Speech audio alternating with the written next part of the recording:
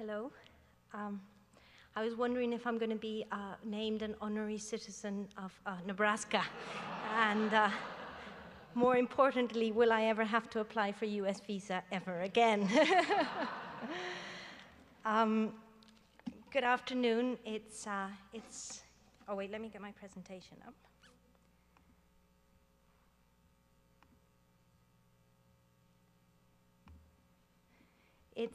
It's my great pleasure to be here. I never thought that I would have the honor to address the plenary. First of all, I would like to thank the organizing committee for inviting me and all of you for being here today. I know that there's lots of people following as well on the streaming live and on Twitter, so hello to all of you as well. I guess it is fair to say that I'm not only pleased but also very nervous to be here. I am relatively new to the digital humanities field, and so many of you have much more experience and know-how than I do. Over the past few months, I have spent time researching initiatives and reading articles, blogs, and online discussions about DH that I thought could be relevant to this talk. It is clear to me that there are many qualified people to talk about this subject. I will, however, do my best attempt to present an overview of the current situation of DH in terms of openness and inclusiveness, drawing on the specific work and experiences that we have had establishing the Red de Humanidades Digitales, the Red HD, in Mexico. It is critical to point out that this talk does not pretend in any way to be conclusive. This is not the result of a definite study, but rather an account of the journey traveled so far and a reflection on where and how to go from here. We have been working on the Red HD for over 2 years, but much of our work has been very practical in terms of community building. The next steps, as I will discuss in this talk, are the process of reflection of what we have created and how this fits in with the so-called digital humanities community. There seems to be a general consensus that over the past few years, there has been a boom in the field in general. William Pannepacker's much-cited comment after the 2010 MLA convention that digital humanities is the next big thing is just a starting point for an array of articles both within the academia and the general press about DH and its importance. This long-standing conference has become larger every year, with the number of submissions growing considerably. Having a paper or post-it accepted is a feat in itself. National and local DH events abound. The National Endowments for the Humanities here in the States now has an Office for Digital Humanities, and which is a source of great envy of DHers around the world, I know, that provides funding as well as the institutional recognition that DH exists. I understand that JISC in the UK has something similar. DH centers and departments are appearing all over the place, together not just with summer courses, but also masters and DH PhDs. I finished my PhD at UCL Information Studies Department just months before the creation of the UCL Center for Digital Humanities, but my thesis supervisor, Claire Warwick, once generally said to me that I was their first PhD graduate. DH, in that sense, has come a long way towards establishing itself as a recognizable and dynamic field. And yet, as we are all aware, an unequivocal definition of DH continues to trouble and elude us. I don't think this is a sign that there is something fundamentally wrong, but it does make things a bit difficult in the most unexpected situations. For example, coming through US immigration on my way over here, I was asked what was the purpose of my visit to this country, and I said, oh, well, you know, I'm coming to a conference. And the man said, well, what's the conference on? And I said, it's digital humanities. And he said, well, what is digital humanities? And I said, well, you know, how long do you have, basically?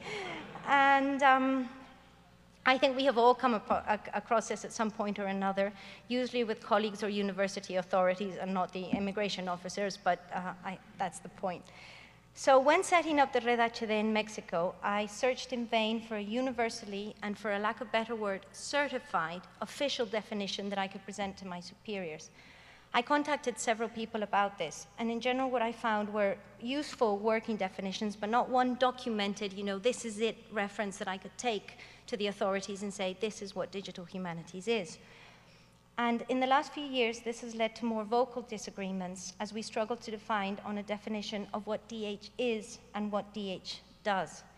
In 2010, Tom Scheinfeld wrote in his blog, "Why DH is Nice," that we're the golden retrievers of the academy.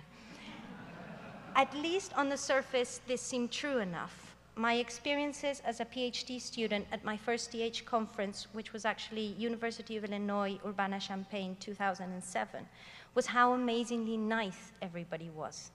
At the risk of maybe remembering it all too naively, I did feel that there was a little or no hierarchy, and there was a genuine interest in hearing what other people were doing. And I believe that this continues to be true. I have compared notes with other people from my age from other fields, and things can get quite vicious. However, the community has grown considerably, and the attention and focus on us has as well. There is more of a push towards defining what we do, which I think makes sense when you become more institutionalized, and what we are. And this has led to discussions. As Gold writes in the introduction to debates in the DH, that this is a field in the midst of growing pains, as its adherents expand from a small circle of like-minded scholars to a more heterogeneous set of practitioners who sometimes ask more disruptive questions. But behind this problem of defining DH, that is what we are and what we do, I think there is now an additional problem, which is who is we? One of the things that characterizes DH, I think, is that the community has worked very hard towards building the DH community. And most of this work has come from enthusiastic and generous scholars who have given much of their time to developing it. People volunteer, serve on committees, develop courses, organize meetings and presentations, and most of them outside of their daily workload or on top of their daily workload.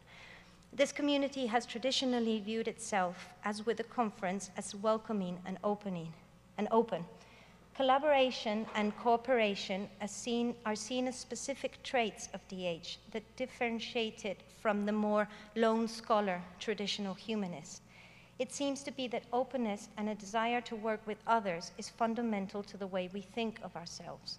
And yet, over the past few years, this community has become aware that it isn't so open or universal as it thought it was. Several scholars have been pointing this out for many years now, but it is only in the past few years, and this seems to coincide with an increase in the debates on defining digital humanities, that it has become more of a mainstream discussion. It has been pointed out that the DH community is predominantly made up of white male scholars from a handful of English-speaking countries. Issues related to ethnicity, gender, race, language, and class have begun to crop up more frequently in discussions. These are complex and important issues that have to be addressed on many different levels. Additionally, so many of these issues are applicable not just to digital humanities, but to the academic setting in general. Recently, a non-academic friend of mine asked a physicist at a party to please explain to her in plain Spanish what her recent paper was about. And she replied in Spanish, well, it would have to be in plain English, because they would never think of publishing in another language that wasn't English. It's just the default. This does not mean, of course, that the answer to this is, oh, well, that's just the way the world works, and continue to accept the status quo, because there's really nothing we can do about it. One of the things I like most about DH is the sheer energy of it. As I mentioned previously, so much of DH success is thanks to the hours and enthusiasm of individuals who work together.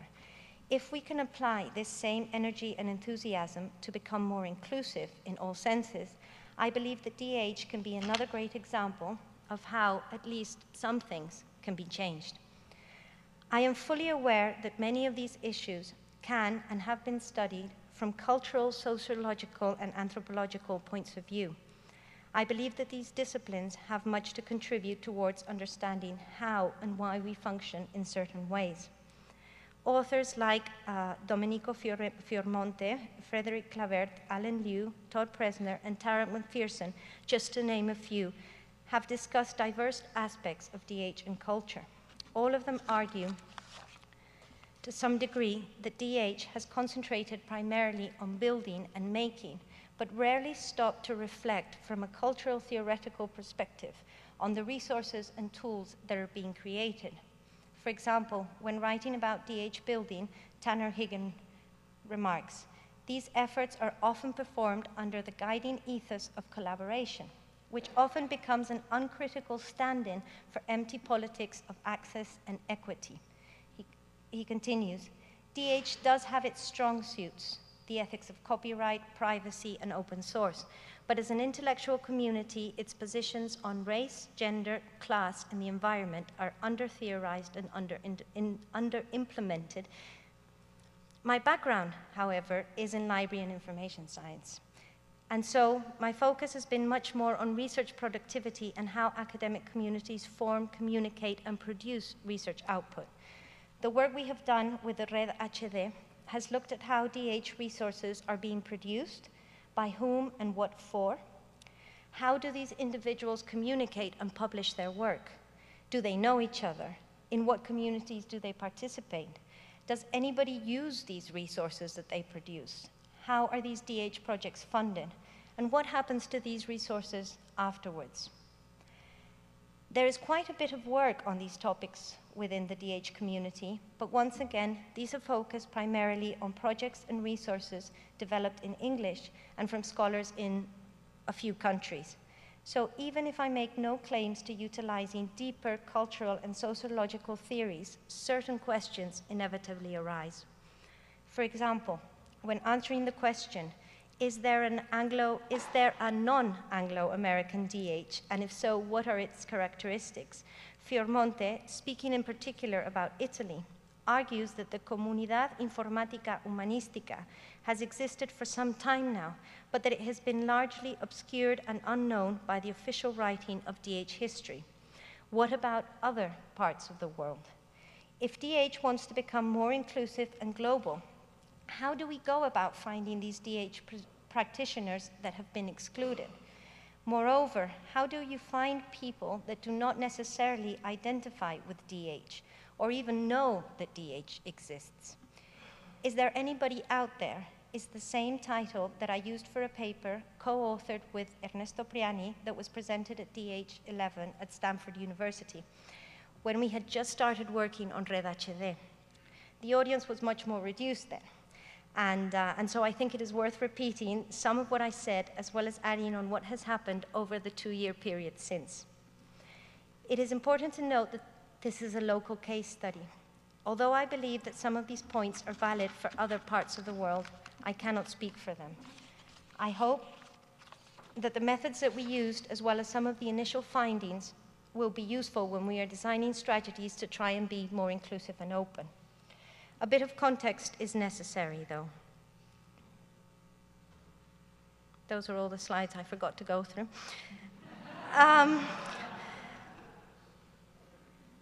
That's the one I want. A bit of context is necessary. I work at the National Autonomous University of Mexico, known by its acronym the UNAM.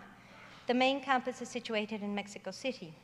And if you like the look of it, yes, we are hoping to put in a bid to host the DH conference soon. The UNAM has over 300,000 students, undergrad and postgrad, and almost 40,000 academic staff. So it's a very, very large university. Around 40% of the country's research is done at the UNAM. So in the sense, what I want to do is kind of put some of the results that we have from the work that we have been doing is, of course, work that is being doing at the UNAM, which is not the same or necessarily representative of other universities in Mexico, because, of course, just because of the sheer size, you know, we're already kind of talking a very different situation. For many years, I worked at the digital publishing department located in the Computing Services Center. I've never understood why it was in the Computing Services Center to begin with, and it's still within the Computing Services Center. The department began in 1997 digitizing Mexico's national newspapers. During my time there, I worked on an array of projects. We worked on electronic journals, and from here, my first experience with trying to use XML and accented with acentos, characters, a nightmare and a short digression that I agree with those that argue that computing already has a bit of a linguistic bias, We also worked on a variety of digitization projects, for example, 19th century Mexican literary journals, colonial archives kept by the Franciscan monks, an online encyclopedia of indigenous traditional medicine, to name a few. And many of these projects came from the humanities. But it wasn't until I was in the UK doing my PhD that I discovered digital humanities and realized that much of the work that we had been doing was actually related to this field. Upon returning to Mexico 3 years ago, I proposed a research project at the Institute for Bibliographic Studies, where I now work, for benchmarking and diagnosing the creation, use, and dissemination of primary digital resources for the humanities. Of course, I wanted to use the term digital humanities, but I thought it might be a bit too much for the evaluating committee to take in. Just the words digital and humanities in the same sentence was making them a bit nervous, but enthusiastic as well. And I will talk a bit more about this later. So when we started working on this project, what we basically had was four main objectives. What we wanted to do was raise awareness of DH. We were pretty sure that digital humanities as the term and the field and all the work that has been done wasn't known to many people. We wanted to identify key scholars and projects. We wanted also to investigate key local issues, so look just not at what kind of projects we were finding, but also if there were relevant local issues that could be of interest. And what we also wanted to do was consolidate internally and then find ways of linking externally. The question, of course, was how. I mean, we couldn't really kind of wander around campus asking people, oh, are you a digital humanist? And as many of you know, finding DH resources and tools online is hard. That's a constant issue where, although things are put online, that's not necessarily means that everybody can find them. So how are we going to find these DH projects? And how many of these people that we were actually going to talk to would then say, yes, I'm a digital humanist. So in the end, what we did was 4 workshops. These ran between September and July, so this is 2011. That was the first bit, the part of scoping. And basically what we just did was the projects that we knew of and the people that we knew that had been doing really anything to do with computers and humanities, we went for the broadest definition possible. We couldn't really afford at this point to be very narrow about our definition of digital humanities. So anything from digitization projects to more specific markup of TAE projects, for example, that we found a few, went into this category, and then kind of told people to tell other people, and that's the snowball effect. And then from there, kind of the concrete actions that we wanted to start working on, and then kind of going from this workshop environment to a network environment to maybe, possibly, we still haven't done that step, an association. So for the scoping, for the workshop, what we did was we focused on 7 key topics, and actually they're behind me. I'm not going to read them. And actually each one of these 7 key topics, what we had was a whole bunch of questions.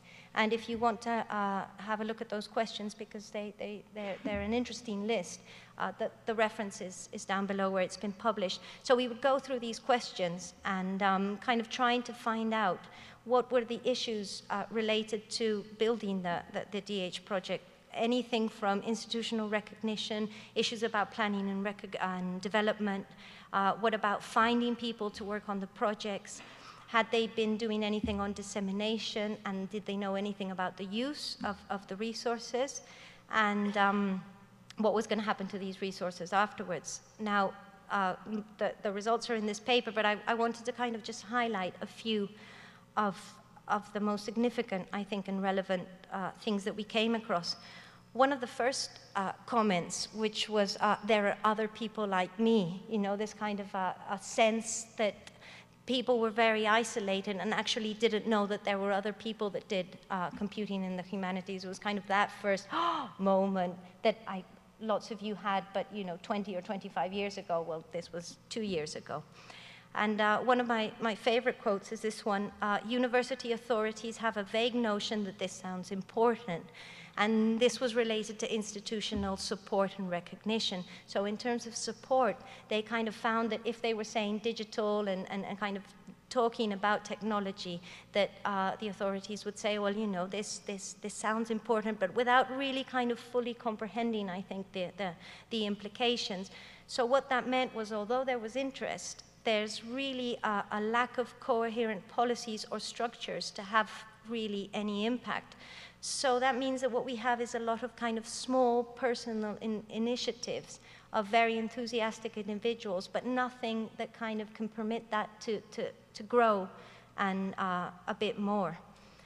In terms of funding, surprisingly, I have never had any trouble getting funding, and that, I think, can kind of differ from other countries. I don't know if this is the same situation, for example, in Nicaragua or in Venezuela, or just to mention, you know, other Latin American countries. This is also, you have to remember, the UNAM, because most of the people from the workshop were from the UNAM. So the UNAM is such a big university that also funding is usually not such a big problem. The problem, of course, is when I looked at the figures for funding that we had and the figures for funding that I've seen on the, is it national, the funding body here in the United States, you know, one is in pesos and the other one is in dollars, and there's really big differences, I mean, of the amounts of money we're talking about. And more worryingly is that, you know, most of the funding was 1 to 3 year periods, and that was it. There was nothing else afterwards. And this, of course, is a big issue with sustainability and long-term projection, because, of course, you have an institutional structure that isn't thinking about how they're going to keep these projects. In terms of human resources, of course, finding, training, and retaining human resources was, of course, a really big concern. One of the participants says, we now know what we want. So in a sense, kind of doing the first project was difficult because they didn't really know what kind of human resources they needed. But now that they've done the first project, they can tell you specifically what it is that they need. And that, of course, helps when we're thinking about the kind of courses and things that we can build now, or that we can offer to kind of help out with this. But at least 2 years ago, and I think that's still the situation now, although we're working on it, is that there is little learning support. So we don't have any kind of formal centers or programs. And we have very rigid university structures, which means getting any kind of new course, for example, at undergrad level or postgrad level, is actually very difficult. Although yesterday I heard a talk from somebody from New Zealand who was kind of going through the process that they've had to go through, and it sounds just as bureaucratic and complicated as Mexico, so it's obviously not something just from this part. And there was lots of a big need for things like best practices and guidelines, and all of them said that they would really have appreciated help with the steep learning curve that they had gone through when they were developing the project. Another issue, of course, related to the institutional support is the sustainability, just starting with things like server hosting. Most of the projects were hosted on either the university servers, but kind of on a do you mind if I put the project here for a little while kind of agreement. And which, of course, you know, kind of, if you have any kind of librarian background, you go, oh, you know, what's going to happen once the head of department goes, or that particular IT person, you know, decides that we're going to clear the disk. And we actually did a registry of projects at that point, projects that we found at the UNAM. And since then I've gone back, and at least there were about 50-something projects, and just looking at them, at least 3 or 4 have just like disappeared. And that's in a 2-year period. So what's going to happen, you know, 5 years or 10 years? A lot of people were actually paying for server hosting, you know, with their own money, because it was just easier. And so that's something that I found particularly worrying. And one of the participants said, when does a project become a university service and therefore somebody else's responsibility? So, I mean, I know this is, from what I've read, this is a problem in not just, obviously, in Mexico, in lots of places. And I've seen that one of the solutions has been kind of partnering with libraries to see if they can help out with this.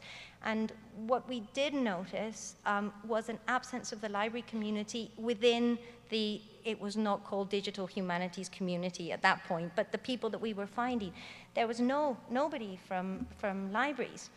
And that's something that we really have to work on.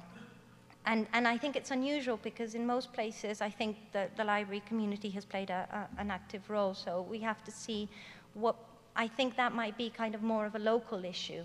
And so we want to look more into that. In terms of preservation, things to do with preservation, people were aware of it, but it was just simply not addressed. So those are just kind of a few of the things that we found. And so who did we find? Kind of the end of the workshop, you had to put up your hand and say, yes, I'm a digital humanist. That was kind of the success rate of the workshop. And I would like to do something about it. That was, I would like to participate. And that's kind of what led us to think that we just didn't want to leave it at a workshop. We wanted to build some kind of a network so that we would continue to work on these issues together as a group. And we started off with approximately 20 to 30 practitioners in 4 Mexico City universities. And the idea is to continue the snowball effect. We now have 70 subscribers to our mailing list, so that's been growing. Talking about center and periphery, once again, universities in Mexico City are kind of the ones that have the most spotlight and importance, whilst a lot of the periphery ones find it more difficult to be kind of included. So one of the other things that we have to do is also kind of start talking to universities from other parts of Mexico and, of course, other parts of Latin America. So what we did was we kind of set out a list of challenges and of things that we wanted to address. And I mean, just starting with increase the involvement of DH scholars, or find more DH scholars. We wanted to discover and register more research and projects, so kind of continue to this outreach and finding people, kind of be very active with that. Because if we just sit there and wait for people to come, they're not going to come. They don't know we're sitting there. So kind of be very active looking for these people. Wanted to work a lot on developing best practices and guidelines in Spanish.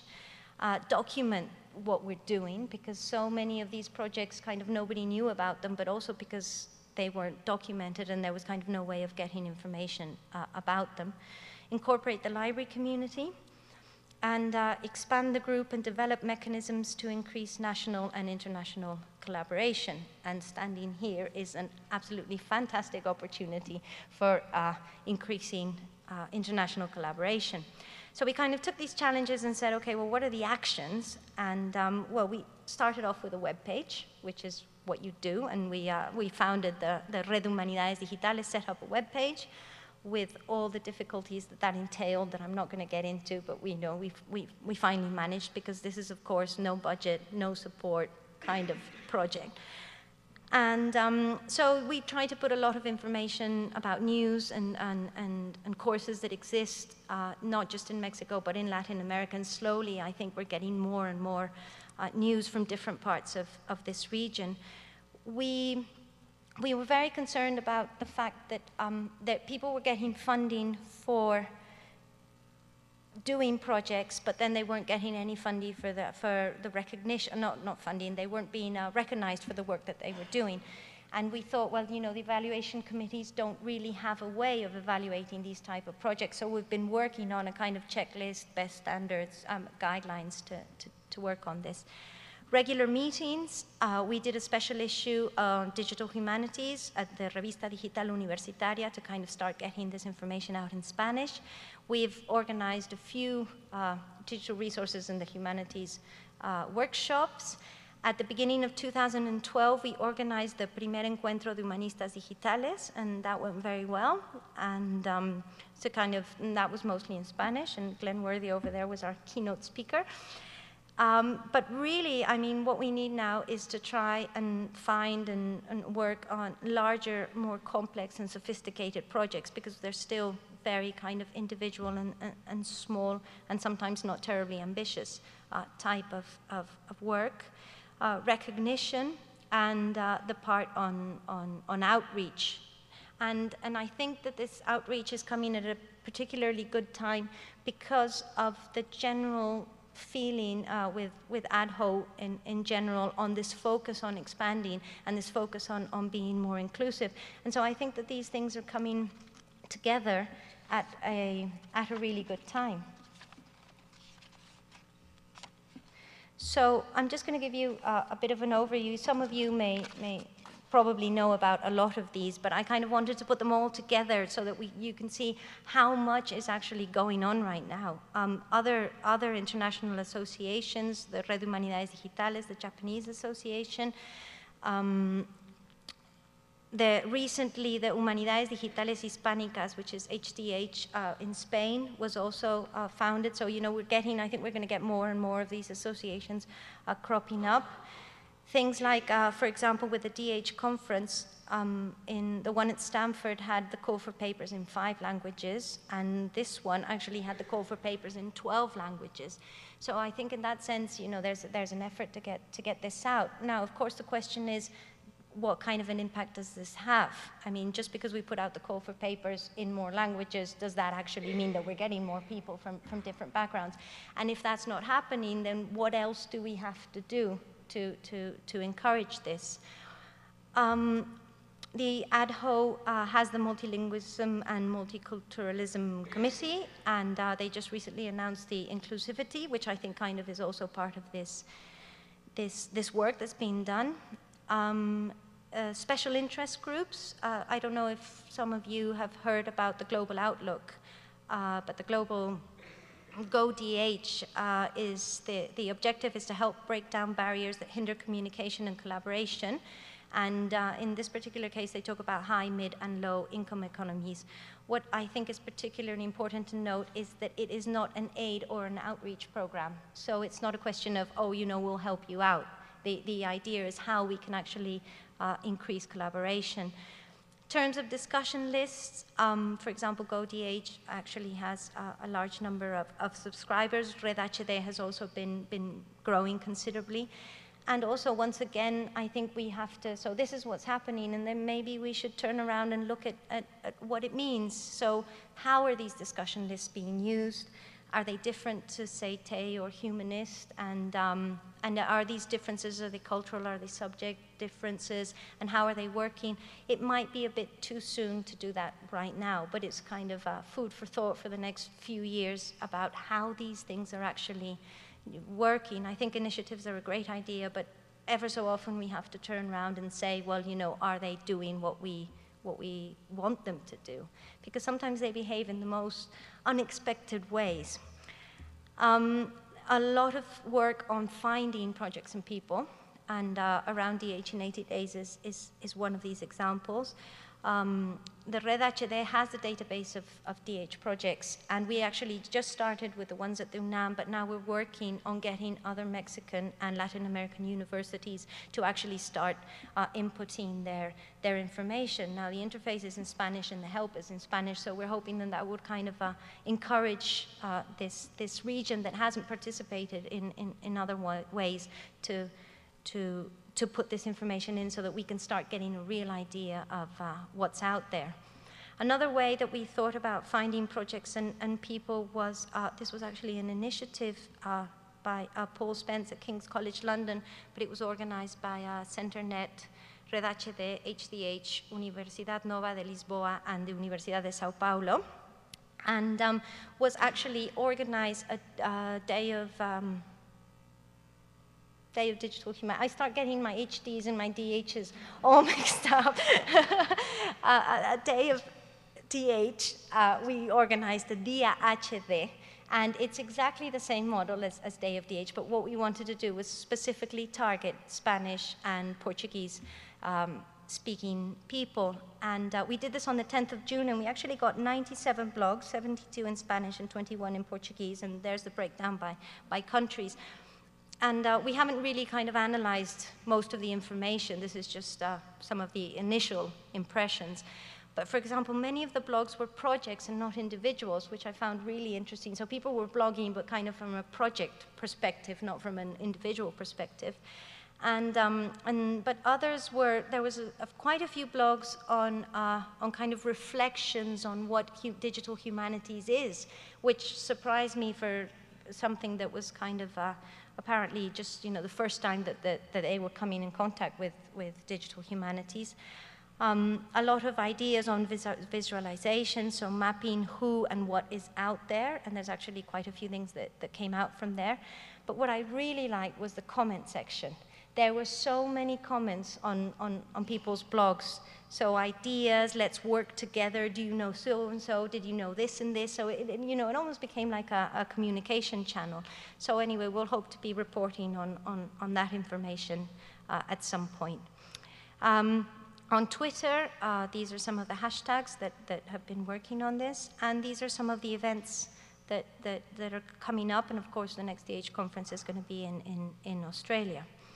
So the question a bit is, so what or now what, So where do we kind of go from this particular point?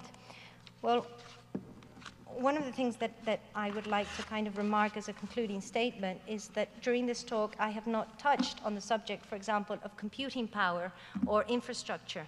But of course, especially with DH, this is a particularly relevant issue. Infrastructure is not ubiquitous, and certain parts of the world, to varying degrees, do not have the connectivity available in other countries. From simple things like trying to follow and participate in cutting-edge discussions on Twitter with a less than reliable Wi-Fi connection is frustrating at best. Although I think we all got a taste of that the past few days, when by the time you send your tweet, the session was over like an hour and a half ago. So, but that's what life is like. That is what life is like for some of us in other countries. You don't always have access, and the internet connection comes and goes if you have it. And to procuring hardware and software necessary to develop large-scale projects are, of course, really important issues. And yet the lack of technology can also help us think about DH from a different perspective. Instead of seeing what we can do with a lot of computing power and technology, what happens if we turn this around and see what we can do with a little? It pushes the limits of our creativity and our capacity to solve problems and distances us from using the latest state-of-the-art technology with which we can sometimes be blinded. An example of this is minimal computing, which is actually a GoDH project that is asking questions such as what are the best practices for application construction in order to maximize availability and decrease obsolescence. Another forefront issue is, of course, language, and this is one of the main barriers to inclusiveness. There are two approaches here: making more information available in other languages and making the English used as the lingua franca more accessible for non-native speakers. For the DH conference, we now have the call for papers in several languages. On GoDH, I have seen several invitations and calls for participation going out in more than one language. The websites of ADHO and CenterNet are looking into ways of getting more content translated. In the cases of short pieces, such as calls for participation, this seems doable. However, in general, let's be honest, being inclusive is really hard work. Ernesto Priego, a blogger on Twitter, tries to make a lot of his work available in both English and Spanish and has frequently pointed out the double amount of work involved. In the same way, scholars whose first language is not English have mentioned how time-consuming participating in a discussion list is, as it takes them longer to write and explain their ideas, whilst a native speaker can fire off comments more quickly and in a more agile manner. The same applies for giving presentations and asking questions in front of a large group. We must think of ways of making this easier. How? Well, I have heard several ideas, but taking advantage of our online communication channels, something quite as easy as making your talk or even slides available before a presentation can help people who are not familiar with a language. You think that slides with what you are saying spelled out is boring? Well, yes, but reading helps non-native speakers understand what you are saying. On GoDH, we had an interesting discussion on developing a few rules that would make discussion on an international list, even if mainly in English, easier for all involved. This included such basic things as trying to avoid acronyms, colloquial expressions, remembering to offer additional information that helps with context. I mean, not everybody necessarily knows that the University of Coventry is in the UK, or that UCLA or UCLA, what it stands for, or what JISC stands for, just like I don't expect you to know what UNAM stands for. I think it is an awareness and a consideration for the people you are conversing with. There are actually a lot of small, big details that can actually be changed quite easily. Some things are done in a certain way just because that is the way they have always been done. And it isn't until somebody points out that this is racist or sexist or exclusive in some way or other that it is changed. Melissa Terrace, for example, recently posted in her blog about noticing how Tay continued to use 1 to indicate male gender and 2 to indicate female. She took issue with this and wrote to the Tay forum, and it was changed. Some time ago, the Red HD was added to a list of DH centers on their webpage. Mexico was listed under South America. I wrote to them and I said, we're not in South America, and it got changed. So we must not underestimate the power of speaking up. But how do we address the bigger issues?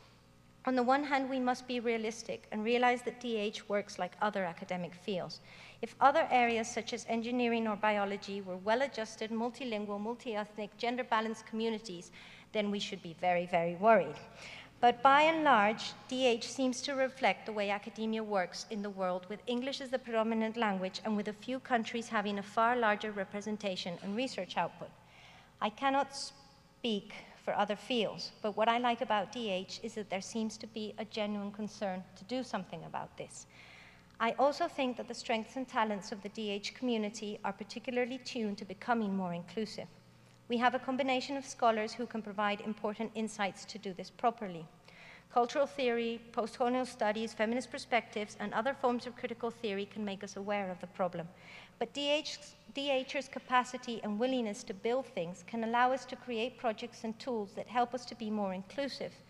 How about crowdsourcing translations? Can we create back-end tools that will let others easily translate news and events from AdHo website or CenterNet or Humanist? Or how about working on automatic translation to English of information from other sources that we are just discovering? What about building an international database of DH projects? We know enough about standards and building crossworks for metadata that there is no reason why an international database cannot harvest information from numerous databases around the world which are adapted to their own local needs but can still share information. Why should we build one single database that will not necessarily fulfill such broad multilingual and multicultural requirements?